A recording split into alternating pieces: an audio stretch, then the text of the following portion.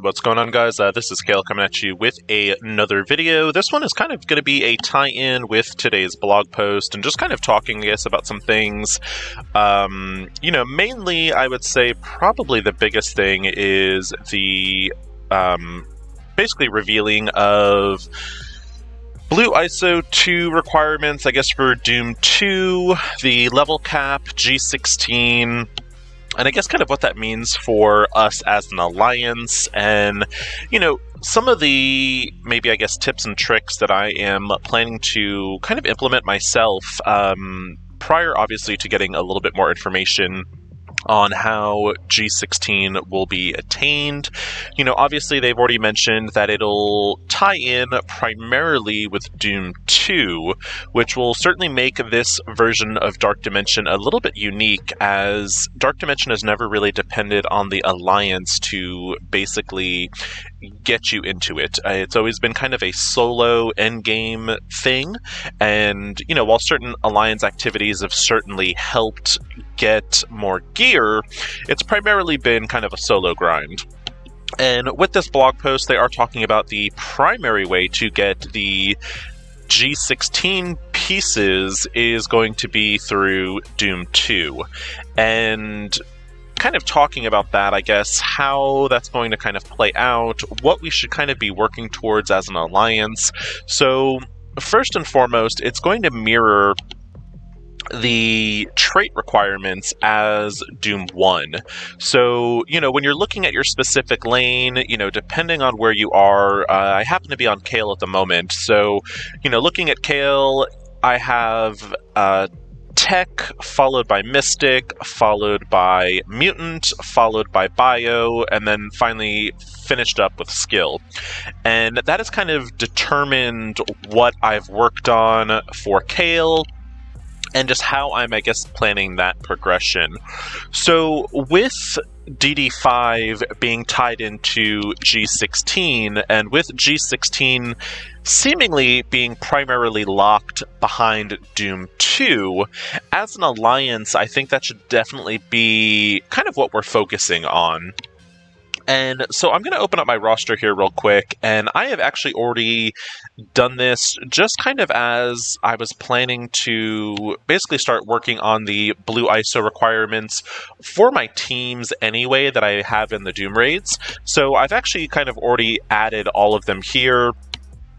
And, it's a combination of, my tech characters, my mystic characters, bio, mutant, and skill. And, they're all kind of hanging out here. And what now I'm planning after seeing this blog post is I'm going to start working on my raid teams kind of in the order that they go in the Doom raid. So again, it's going to depend on your lane, but so for Kale, the first set that I'll be working on will be my tech team, and I think kind of a safe, probably minimum requirement, I think, knowing Scopely, is chances are they're probably going to have us at the very least be ISO Blue 3. And just kind of going forward, instead of putting the ISO in front of it, just to make it a lot simpler as far as just the basic English of it, I'm just going to call it Blue, basically the corresponding ISO 8 level, I'm just going to call it like Blue 3, or Blue 4, Blue 5, etc.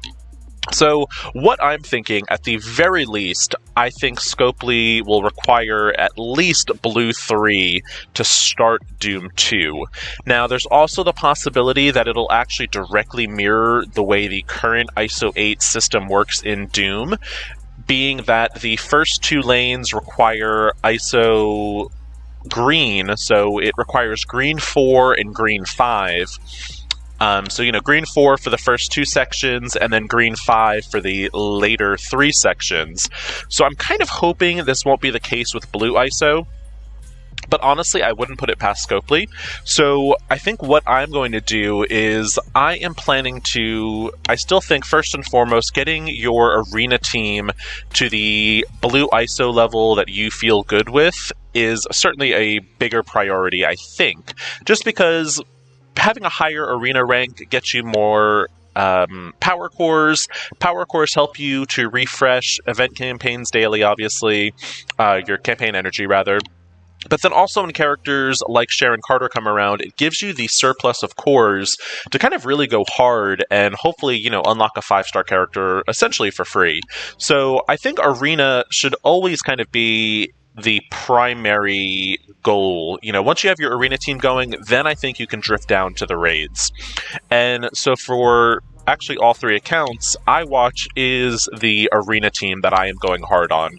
And that just sounds really terrible to say that. But anyway, so iWatch is definitely the team that I'm focusing on. I'm going to switch up the English on that a little bit. But so iWatch is who I'm focusing on. And, as I've said in other videos, I think Nebula is kind of the foundation of really getting iWatch rolling. So for me, the focus is to get Nebula to Blue 3, and once I get her to Blue 3, I can then focus on the rest of iWatch to Blue 3.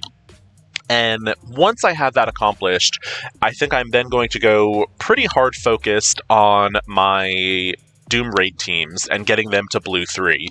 So I think that's kind of a nice stopping point, at least until we kind of get the rest of the information and find out truly what the Doom 2 requirements are going to be as far as those blue ISOs. But I think Blue 3 is kind of a nice stopping point. So kind of what I'm looking at here, this is my current Doom tech team. So I will get these characters to Blue 3. And I'm hoping by the time that is accomplished, I'll have a little bit more information as far as what the actual blue ISO requirements will be. And from there, we can kind of offer a little bit more direction. But I would say it doesn't hurt to at least get your first team to Blue 3 following your Arena team. And like I said, that's going to be dependent on what your lane is and, go in from there. Now, what I also suggest too is if you don't have, for your first raid lane, if you don't have a team that you think is going to kind of sustain you through progression, I would actually argue against getting to Blue 3. So, if you happen to be in the tech section, for example, and if you don't have Doom and you're using another character, I would kind of advise taking that substitute to Blue 3. So what you kind of need to start considering is kind of your permanent Doom raid teams. And what I mean by that also is, like, for Kale, I had kind of like a substitute skill team. And you'll look in here now, and I've decided on my kind of permanent skill team going forward. And if you look at that here, it's going to be these 5 characters. And I really think the Secret Avengers are kind of going to be crucial to the progression of the Doom raid. So that's going to be my Doom skill team. So these are the ones that I will take to whatever blue ISO that is required. And so I would highly suggest, if you don't already have what you think is going to be your permanent Doom team, don't even think about taking to Blue ISO, because if it's a character you're going to be replacing, investing in Blue ISO is a lot of resources, and you don't want to invest those resources into a character that you don't plan on keeping with you. So with that being said, I think that's kind of the Alliance I guess maybe strategy going towards the Doom 2. I would definitely suggest, looking at your Doom teams, look at your first raid lane. And I would say once you get that Arena team up and running to a level you are happy with, then start focusing on that first lane. So like I said, for Kale, it's going to be my tech section, and I think honestly a good stopping point is going to be Blue 3. Now, I honestly think by the time I have my tech section to Blue 3, I'm honestly hoping there'll be a little bit more guidance on what the ISO requirements are going to be.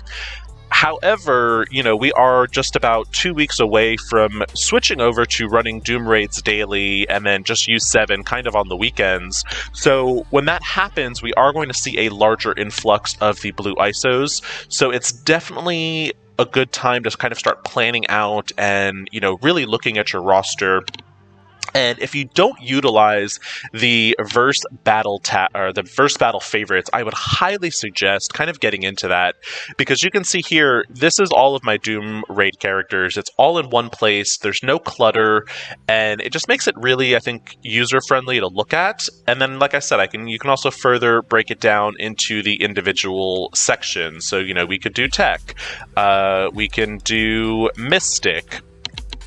You know, we could do mutant, we can do bio, you know, so on and so forth. And actually, looking at that real quick, I actually need to add in one more character to my mutant section because we are missing Beast. So let's get him on over. And he is now included in that. So we've got him in there. And then, you know, so I think that's just a really great way to kind of just track, you know, what you're working towards on basically a non-cluttered format, whereas, you know, in my all, what I use for my favorites is really just kind of what I'm farming on, or, you know, in this case, actually, it's all I'm just working on as far as farming-wise goes, or T4 building, you know, that kind of situation. So, like, you've got iWatch up here because I am working on their blue 3, and then the rest of the characters that are kind of on here, I'm either directly farming their character shards, or we're starting to work on their ISO 8 requirements. And, you know, I think it gets really cluttered, at least for me personally as a player, if I was to then have all of my Doom raid characters favorited as well. So that's kind of what I'm working on. Now, from the individual standpoint on how I am starting to prep for DD5, there's a couple things I'm doing. So first and foremost, in the stores, what I'm starting to look at now, and again, it's kind of an unknown because they even mentioned in the blog post that the G16 is going to be coming after the level cap increase, which is definitely unique. Normally when we've gotten a level cap increase, the gear is introduced at the exact same time, and they're stating that the G16s will actually come following the level increase, so that's a little bit different. But what I am kind of doing to kind of prep myself is I am always kind of planning for the worst with Scopely, or Boundless, whatever you want to call them. And in the past, these unique pieces right here, or the mini uniques, whatever people call these, the ones that are very specific to only certain characters, they have just kind of increased as you go up into the gear tiers. So for gear 12 to 13, you need 12 of these. For 13 to 14, you need 24. And then from 14 to 15, you need 25. So in the past, I've kind of said, as long as you have 61 of these pieces, you can take any new character from G13 all the way up to G15 if you needed. So, in the interest of planning for the worst, I am going to say, you know what, Scopely Boundless is going to go absolutely like crazy, and they're going to increase it for, you're going to need 30 of these to go from G15 to G16. Now, do I know that for sure? I don't. Like I said, I always kind of like to plan for the worst. I'm hoping they will kind of continue the trend of only increasing it by 1, and you'll need 26 of them to go from G15 to G16, but like I said, I like to plan for the worst. So what I am doing is these uniques, I am looking to have 91 of them.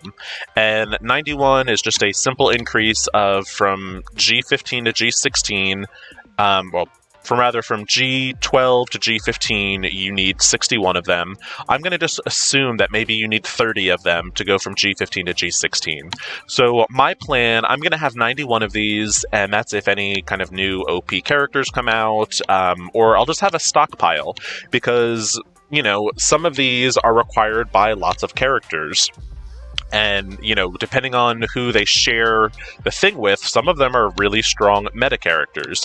So I think kind of having 91 gives me the ability to take several characters, possibly from G15 to G16, while also still giving me the benefit of any, like, new OP characters come out, I can then also take them from G12 all the way to G16 with these uniques. So what I'm going to say, 91 is a good spot to stop for the uniques. So if you see them in the gold store, I would definitely start snatching them up. And that's what I'm doing there. Now, these other gold pieces that are, you know, kind of used in the Origins, I'm being a little bit more not as conservative.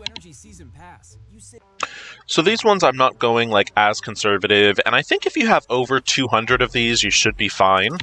And so any ones that are under 200, I'm definitely kind of stockpiling, but I think 200 is definitely probably a safe space to be in. Now, the last one that's kind of available in the gold store is going to be the catalysts. And, Kale has completed DD4, the second pass through, so I do have a nice surplus of catalysts going on, but I'm trying to kind of keep myself above 2,000 catalysts, and I know that sounds like an insane amount, but going from G14 to G15, I burned through the catalyst pretty quickly. So I would say 2,000 catalysts is kind of a nice kind of like hoarding space to be in. So kind of looking at that same thing in the raid store, again, any of the oranges that are under 200, I am stocking up on, and then again, any catalysts that are under 2,000, I am buying as well.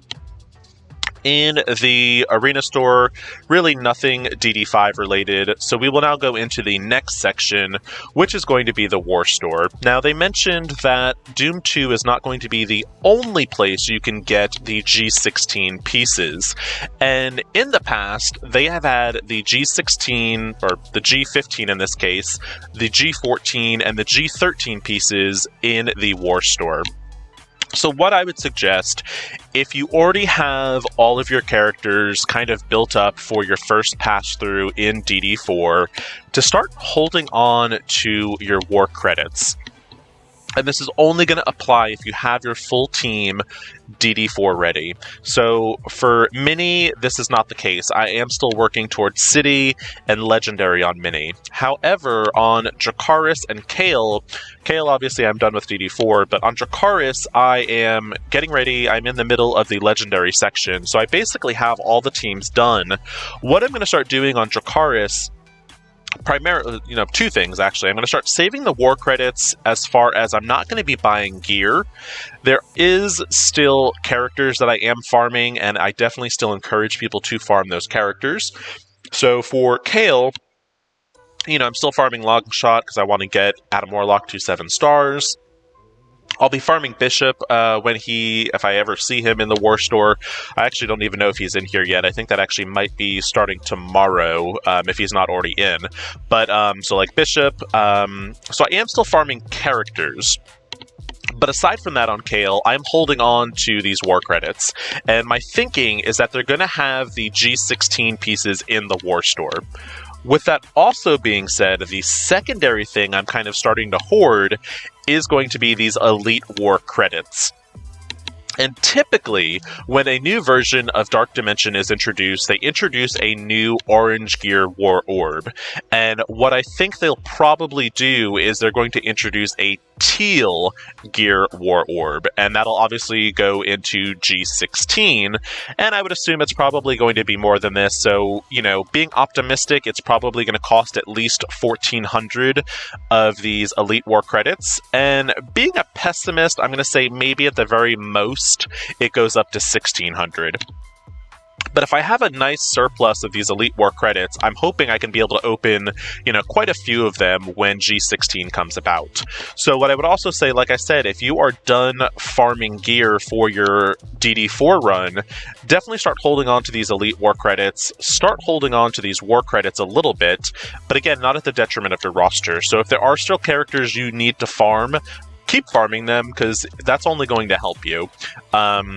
DD5 is going to be probably another long campaign, and in that type of situation, it is super endgame content, and honestly, unless you're some crazy Kraken, there is no benefit to getting in there super early and trying to be one of the first ones done. That's just kind of not my play style. But so that's kind of what I'm doing in that area. And then the rest of these don't really apply to like DD5 prep. But that's just kind of, I guess, what I would suggest. Start looking at, if you have your DD4 stuff ready to go and you've got, all of those traits taken care of, it really doesn't hurt you to kind of start saving up those war credits a little bit when there aren't characters to farm. And it certainly doesn't hurt anything to be holding on to your Elite War credits. And I highly I think it's highly likely that there will be a teal gear war orb, and that'll be kind of one of the other ways for you to get G16 pieces outside of the Alliance.